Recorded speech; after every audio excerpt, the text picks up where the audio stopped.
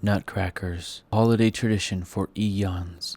The best way you can crack a nut in your holiday. So beautiful, yet so useful. You could crack any kind of nut. A pecan, a walnut, even a pistachio. Oh, so yummy, so crunchy, so nutcracky. But what happens when Lego makes one? Introducing Lego's Nutcracker from this Christmas season with 208 pieces rated for your nutcracking needs. Out of the box, we opted to go with this guy, the second option that you get when building the thing, but I thought it looked more nutcrackery. Looks great with Lego's other Christmas things too. The head that I chose has some great detail for the eyebrows, has a beard, and his mouth can open just like the other one. We'll have to test that later.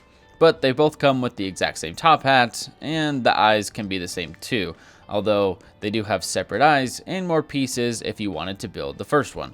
The torso will remain the same regardless of which one you build, and they did a really good job with this one. I like for the belt buckle they used bucket handles. They just had some great part usage on this, and they also used gold for the lining of his tunic dress thing, which is nice to see them using gold pieces on a cheap set like this. From the side, you can see more of the arm, which is completely built using Technic, but looks pretty good, and I think it's great when it can move up and down completely frictionless. They even use gears for the end of the sleeves. At the bottom, you can see more of his tunic and those gold pieces which wrap around the entire build. I love the way they smooth this thing off, and you can't see a single stud on the entire set. You can also see the legs from here, which are colored just white, yellow, and gray.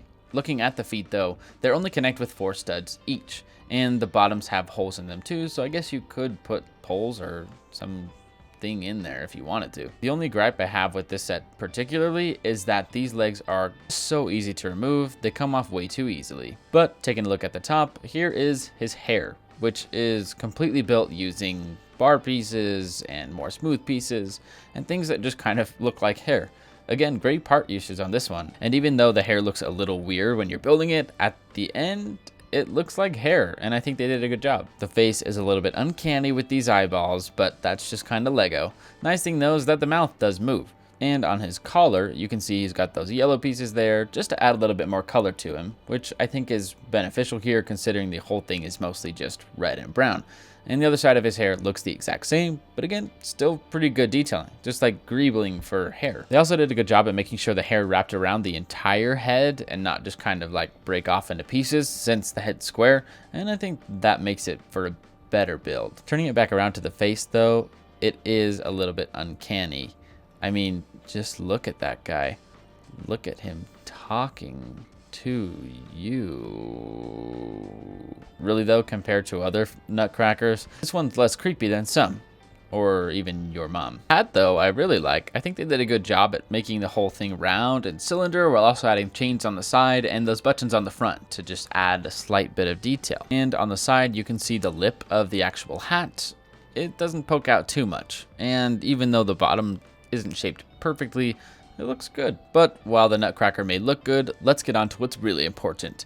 Can it beat my Nutcracker in cracking some nuts? Your nuts weren't available at the store, so I used D's Nuts, Planter's Cashew. Let's see who can crack it better. Coming out number 1, we have our wooden soldier. He is coming at 2 inches tall with a heart of gold. Can he crack that nut? He's done it! He smashed it. I mean, it broke in half nonetheless, so I think that one's a win there. Good job, number 1. In our number 2 position, made of completely plastic, this soldier is going to break this cashew. Oh, fuck. As one contestant is in the hospital, it appears we have a winner who broke his cashew, our wooden soldier. The legend himself, Lego Nutcracker, has returned. It's time for pistachio. Where did it go? Oh, there it is.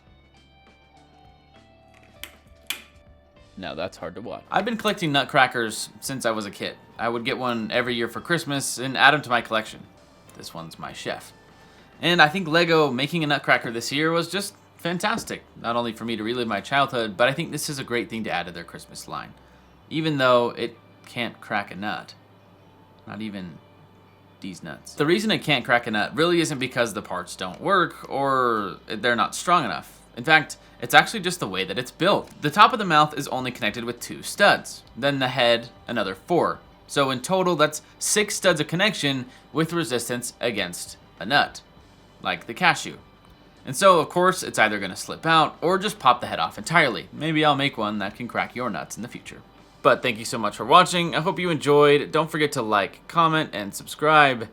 And we'll see you next time. Peace. Please subscribe. Please subscribe.